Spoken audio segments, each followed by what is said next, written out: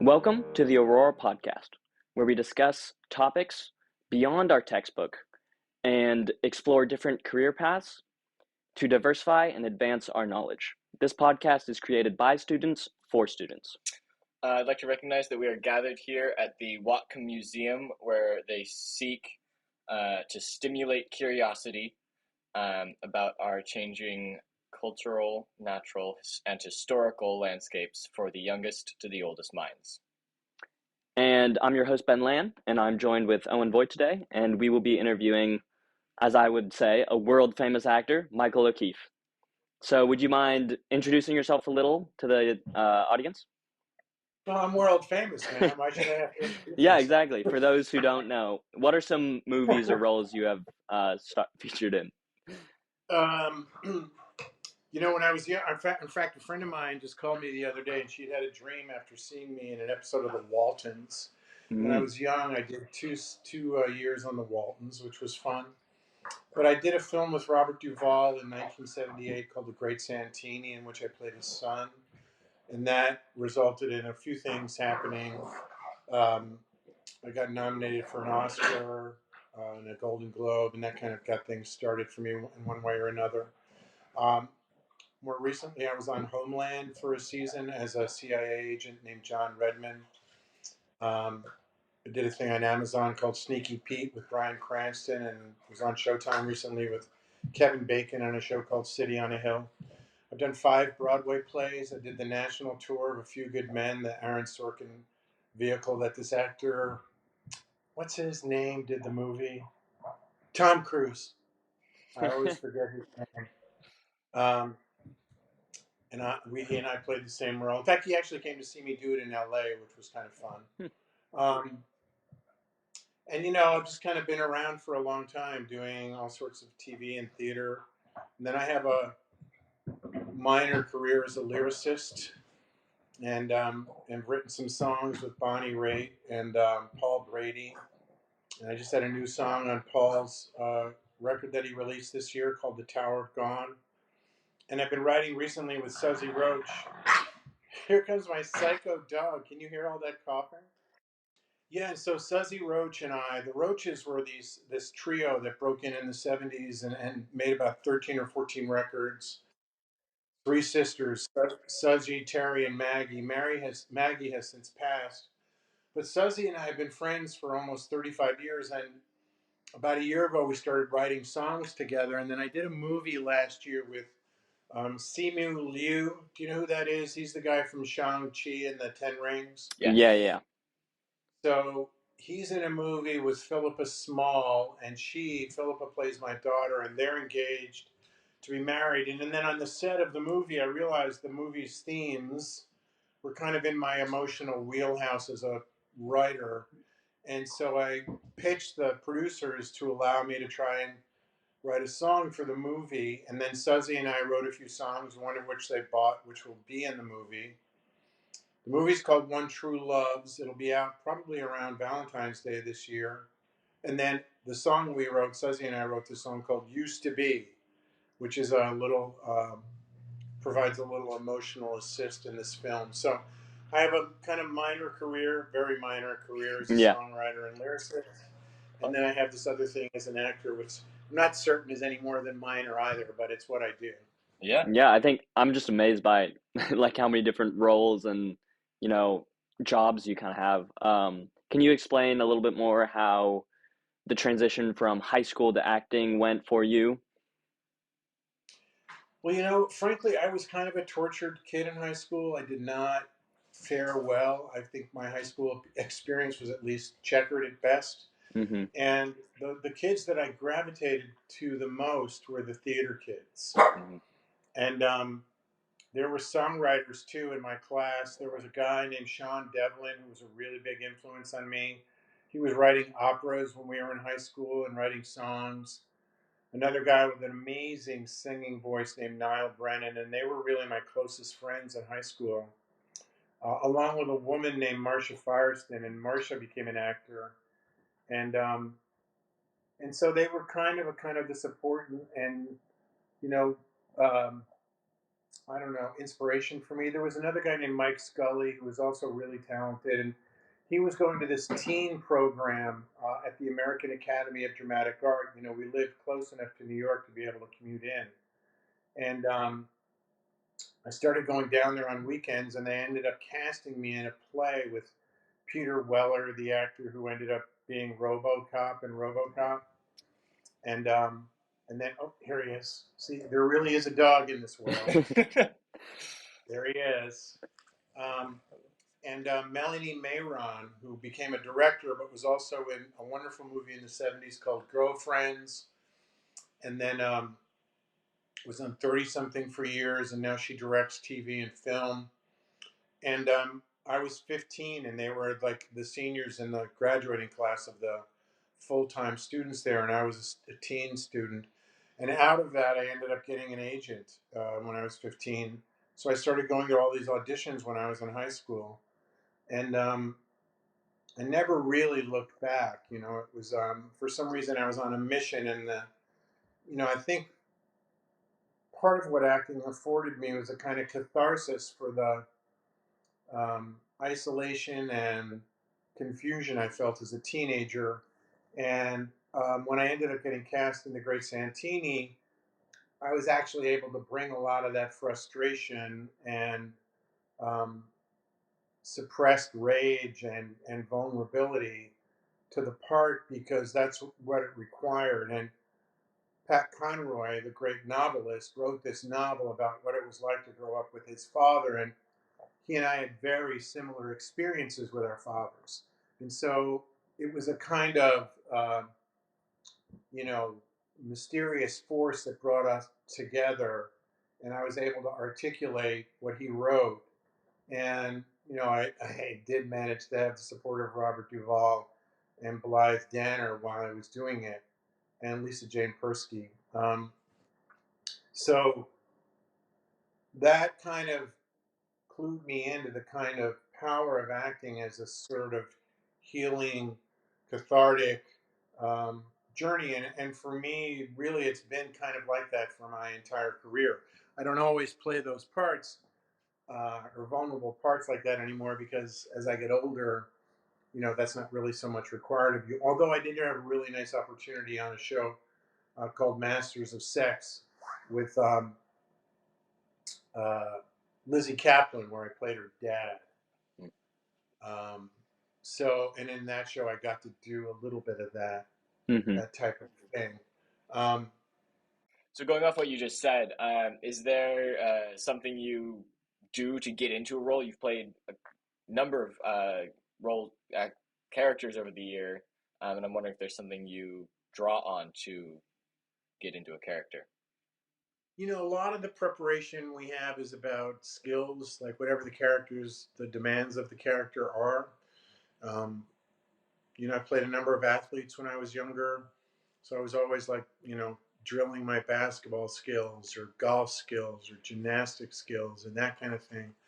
Baseball, I had a great time. I went to spring training with the Braves. I got to hit off of Bob Gibson, who was a legendary pitcher. Yeah. All these great pitchers, Raleigh Eastwick, Al Raboski, all these guys are too old for you guys to remember. But when I was your age, these guys were a big deal. Um, and so, then as I got older, it was about like, playing firemen or police officers or, servicemen or military officers and learning about, that type of stuff. When I played the CIA agent on Homeland, it was about getting clear about the CIA and what they do and reading books about that. So those types of the great thing about acting is you can immerse yourself into an entire world so that you may not, become an expert in whatever you're trying to embody, but at least you have a sense of the passions that drive the people that you're playing so that you have a frame of reference. You always want to know, like, how much money do they make a year? Do they have a family? Are they married? Where do they live? Are they financially secure, financially insecure? Are they conservative? Are they liberal? Are they radical? You want to have all of those things really clear so that when you start talking as an actor, you've already made a lot of decisions and you can rely on the spontaneity of the experience on camera or on stage with the other actors to inform you about what the energy of the scene is, and not have to worry about how would a soldier do this, how Mm-hmm. would a father do this, all of those things that can become kind of obstacles in your mind because you start thinking about them while you're performing, and you don't want to be hung up on questions that need answering. You want to answer all those questions beforehand so that you can immerse yourself in the spontaneity of the event. And film and TV is really about capturing an event that transpires between the actors. And theater is the same way. And you want to be able to set yourself free, or at least that's my aspiration, to set myself free enough that I don't really have to think too much about it, but just do it. Yeah, for sure. Kind of going off of what you said, what was maybe your most difficult or challenging role, and how did you overcome those obstacles? I don't know.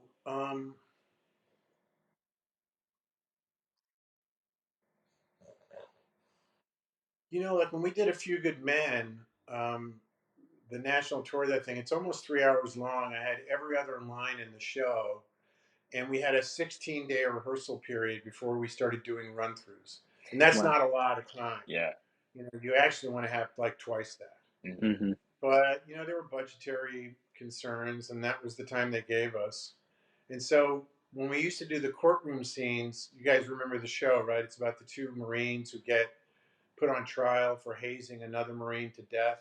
Mm-hmm. Yeah. Yeah. So there's all these courtroom scenes where, I had to ask all these questions and do all this stuff. And they were long, long speeches. And so the other actor that I was with, the other lawyer, was this great guy named Michael Countryman, would sit at the table that we had, for our legal table. And he had a briefcase, and in the briefcase was the script. And if I went up, I would turn to the judge and say, Your Honor, I need to confer with my colleague for just a minute. And the judge just was sort of pre-planned. The judge would say, Absolutely, Lieutenant Caffey, please. And then I would go over to my friend Michael and say, I'm lost, man. Like, where are we? And then he would say, You say this. And I would turn around and say, Isn't it true? uh, So things like that become a kind of a challenge, yeah. that you need to find your way through. I had an experience where I did this play Mass Appeal, and initially Eric Roberts was going to do the part on Broadway, and he had got into a conflict with the director, and so they parted ways. And once again, they only had about 15 or 16 days, and so they asked me to step in and do the part. It was a two-handed play with this wonderful actor named Milo O'Shea, and I really did not have enough time to rehearse, and I didn't. And I finally sort of found out through working with this director why Eric had a problem with her. And so it was not a very, very good opening night for me. I was kind of bound up and not really free and relaxed, So I had to find a way to like grow into it, and that was an interesting challenge. And I actually really feel like I did that, but it took some time. So sometimes the failures are more informative than the successes, because the successes are great, and they set you up to kind of get momentum career wise. But when you make a mistake, you can actually learn a lot, and I've made some really big splashy mistakes over my career as an actor, and I learned a lot from them. And I like to think that, um, I kind of transcended them, if you know what I mean. That I'm Yeah. not, hopefully, I'm not known for my failures. You know Yeah. what I mean? Yeah. Yeah. As you're Um, mentioning kind of your maybe mistakes that you made, you mentioned earlier some influences or inspirations you had with your other high schoolers. Who were some notable maybe mentors or influences later on in your career who kind of helped you through those mistakes? Well, certainly Pat Conroy, who wrote the novel The Great Santini. We maintained a friendship until his death. I saw him about 6 months before he passed. The director of that film, Louis Carlino, who also wrote the screenplay, who was a wonderful screenplay writer and playwright, was a very close friend and mentor throughout the years. He just passed about 2 years ago. Um, Duvall was an incredible inspiration, and it was sort of like playing tennis with a better tennis player than you ordinarily get to work with. Nicholson was a big inspiration to me when I was young, and I got to work with him twice. Once I played his son in Ironweed, and then another movie he did called The Pledge that Sean Penn directed about an aging detective who um, a woman whose daughter's been murdered, who Patty Clarkson played in the movie, and I played the father of this murdered 8-year-old girl. Patty's character elicits a promise from Nicholson that he will find the killer. And so he works in his retirement to try to do that, and the police think he's out of his mind and senile and delusional. But he actually does figure out who killed the daughter. Um, so he was a huge inspiration for me. Working with Meryl Streep on Ironweed was a mind blower, because you watch the depth of her commitment and passion and technical skill, her range and capacity for all sorts of different types of characters is mind blowing. Who was a big inspiration to me was Philip Seymour Hoffman. And when he passed, it was a real lesson to me too, because um, I don't mind telling you I'm sober. I've been sober for a while, and I first met Phil in an AA meeting years ago, and he was probably the best actor of his generation for my money. Maybe he was maybe 15 or 20 years younger than me, so thankfully he wasn't in my generation, and I didn't have to compete with him. And then, he got to a point where really he could do no wrong. Everything he was doing was just incredible, and still somehow it wasn't enough. And so when he overdosed on heroin and got, addicted to smack again, it was a real eye opener for me about the fragility that we have as people, especially addicts, but also as actors, because from the outside, if you had looked at his career, you would think, what's the problem? You know, everybody wanted to work with him, the best directors, the best writers, the best actors. They all wanted him in their movies and in their plays. And, he had project after project lined up with these incredible artists. But somehow, and I'm only really guessing, but somehow it wasn't enough. And it kind of goes to show you that there's other things um, about being an artist that are more important than success, and there's other things about being a human being that are more important than that as well. And in a way, it's about, for me, um, finding the larger picture about why you're here, what you're doing as an artist, what's supporting you, what are the larger forces at work in your life, and how do you align yourself with them in a way to ensure that you have some stability and some capacity, um, because you want to endure. You want to. I still think that there's a part out there for me yet that I haven't done that's going to actually change my career, and I want to be prepared. There was a great basketball player for the New York Knicks, um, Mark Jackson. He was a guard, and he became a great commentator. And he used to talk about the players who come off the bench, you know, um, and how they need to be prepared, because you never know. You're going to be given an opportunity. Someone's going to turn to you and say, "Hey, man, LeBron James just, tore his ACL. You're in, and step up because we need you." And it's like you don't want to try to figure out your game when the coach points at you. And so you need to know, as an actor, what are the forces in your life that are stabilizing you and supporting you.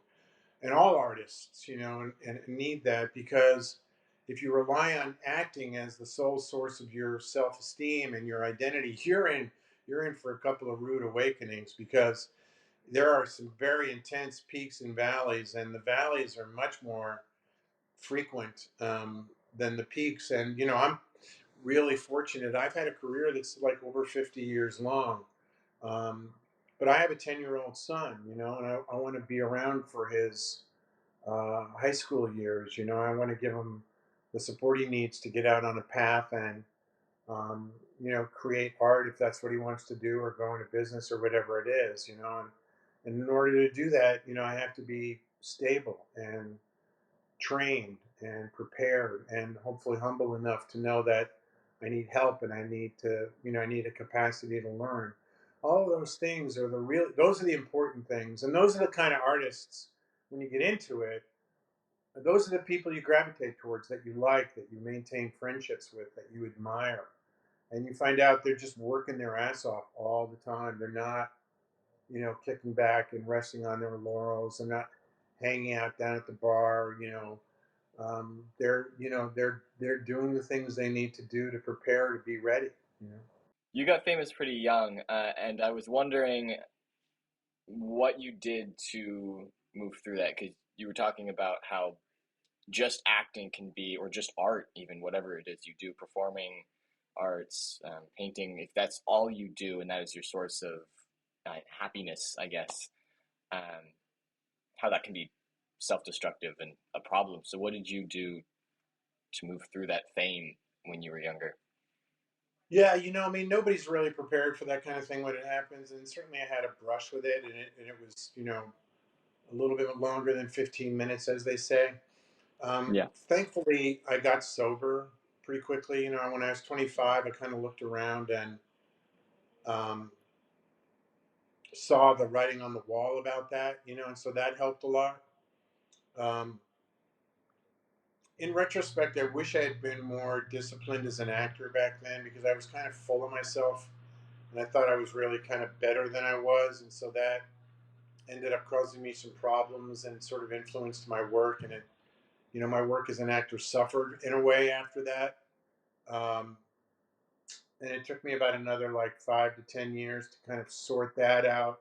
And then I started working with coaches, about really understanding acting technique and preparation and things like that. There was a wonderful actor named Penny Allen. Dog Day Afternoon was this great movie that Al Pacino did in the 70s about taking some hostages in a bank robbery. And there were some amazing performances in that film. Chris Sarandon's off the chart, incredible in that movie. Al, John Cazale, everybody's great. And the woman who played the head teller was an actor named Penny Allen, who was an actor, studio actor.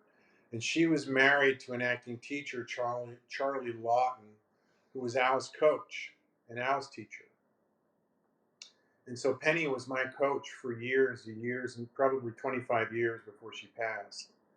And I wish I had gone to her right then when I was 24, 25 years old and started working with her. Because you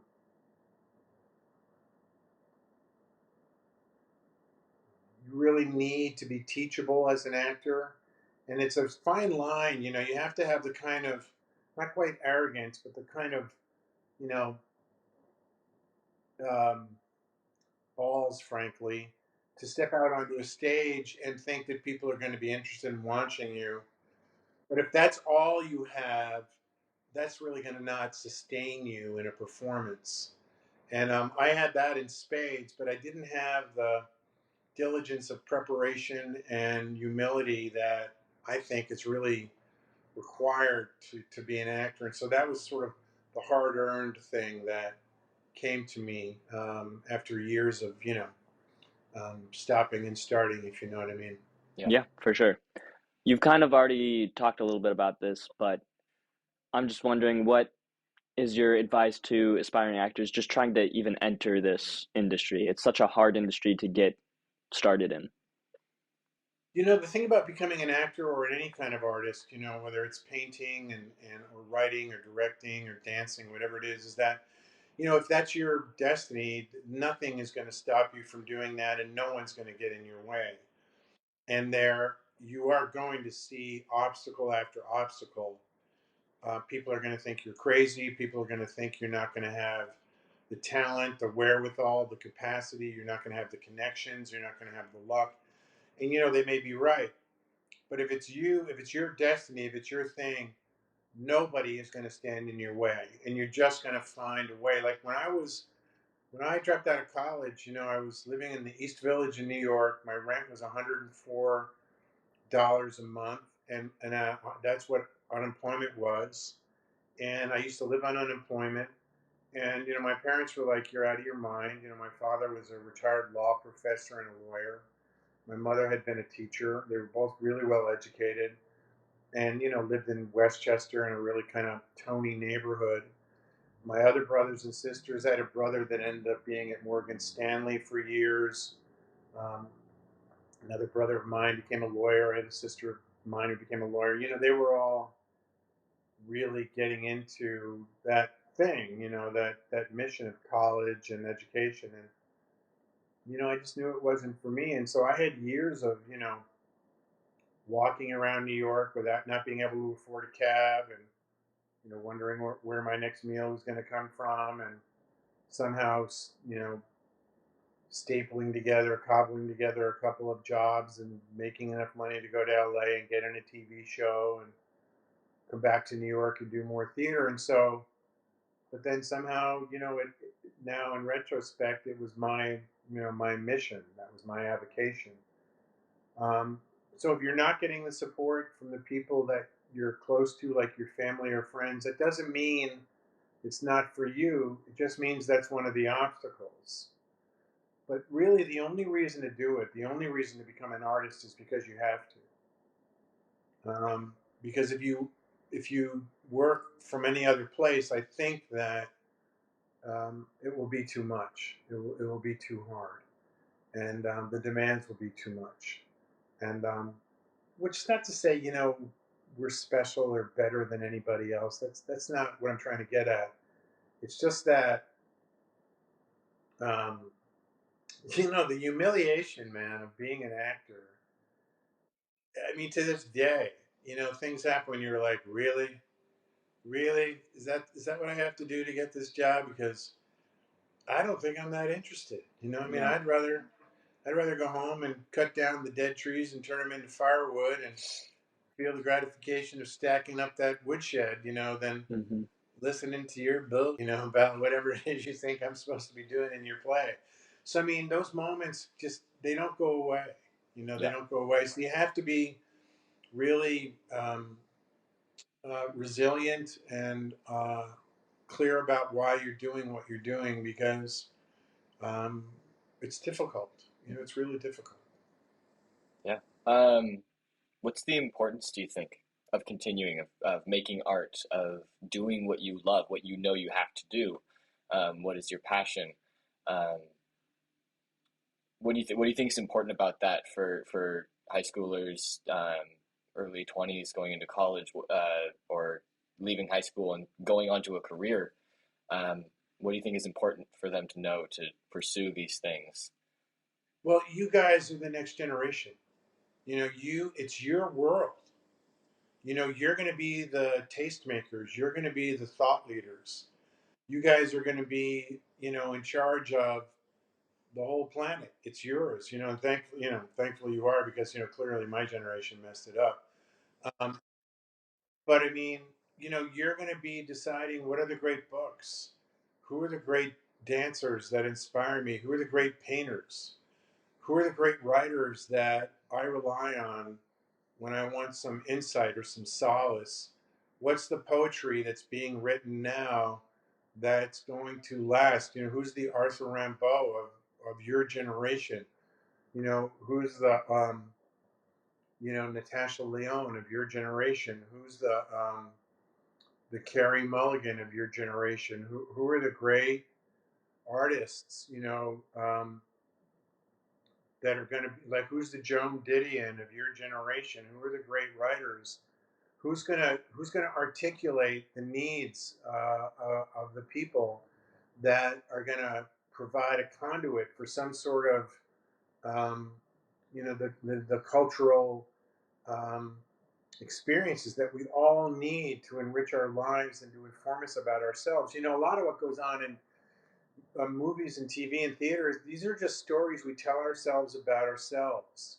When we want to find out who we are, we want to see ourselves in stories.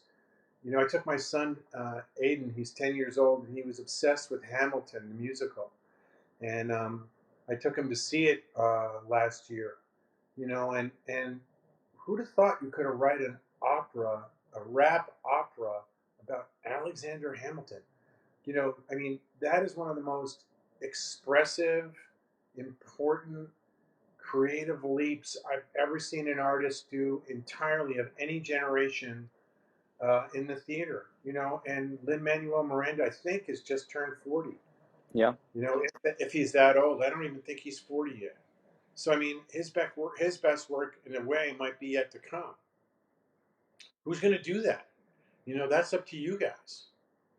You know, and there's like theater companies like the Labyrinth Theater in New York of these great actors that Phil was a part of.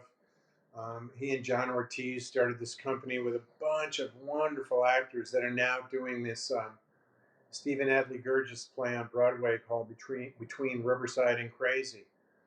Who are those guys? Who's the Adam McKays of the world that are going to make great movies and great TV? You know, like um, you know, Step Brothers, you know, which of course is hilarious. Um, to come from Talladega Nights and Step Brothers to then make movies like Vice, you know, or TV like Succession, or like Winning Time. Who are going to be those guys? Who are those people? And you guys are going to decide who they are because they're going to rise up, you know, and like one of the characters in Hamilton says after Hamilton goes on a rant, it's like we got to get this guy in front of a crowd. Yeah. Yeah. And you guys are going to decide that. You know, you're going to, as Paul Simon said in one of his songs, you're going to push someone up the pop charts. You Yeah. know, some great guitar player is going to write some song, you know, that's going to articulate everything you need to know as a person. And you're going to have Bob Dylan, you know, in your generation. You're going to have Patty Griffin. You're going to have these songwriters that are going to, um, you know, they're going to be the people you want to listen to when you're in with your friends hanging out, or when you're alone in your college room, you know, and it's not going right. You're going to want to put on the right songwriter, you know, and go, man, I need this, like, you know, to kind of articulate how I'm feeling, you know, and thank God we have artists like that. Thank God, you know, because I certainly wasn't getting that in the environment I grew up in, and I wasn't getting it. And I loved my parents immeasurably, but I wasn't getting it from them. Yeah. Yeah. Um, you know, and you know, and if you're like me when you were a teenager, and you're trying to find a way, just you know,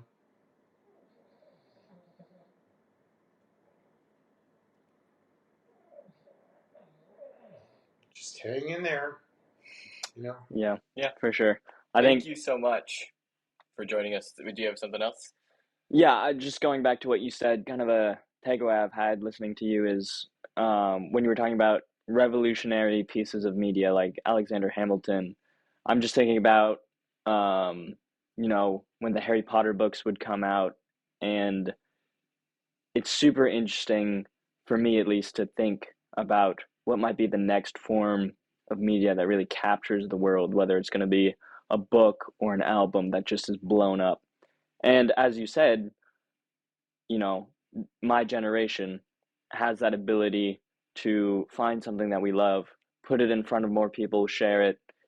And I think that's a really important idea to hold on to, is that, you know, someone could be incredibly talented, the most talented person of our generation, but if we don't choose to listen to them or to spread their ideas, you know, you have wasted talent. And I think, you know, there's definitely an importance and a responsibility that is up to us to give those people the, you know, admiration and the crowd that they deserve. Yeah. You, that's right. You know, you have to find a way to support each other. You know, that's why these theater companies like Steppenwolf in Chicago or the Lab in New York or Actors Gang, you know, that's why, you know, those guys, that's what they do for each other. And you have to find your community. You have to be there for each other and support each other.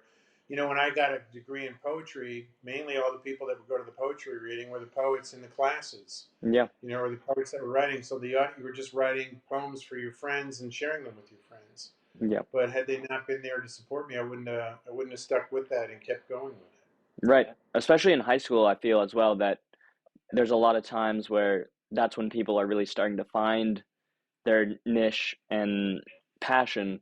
And it's very important for any high schoolers watching this to encourage your friends and, cultivate their passion. Maybe they aren't, a world-class singer right now, but that doesn't mean that they won't be. Yeah, and I think it's important to remember that we all have something we love, and it's important to pursue that no matter what it is.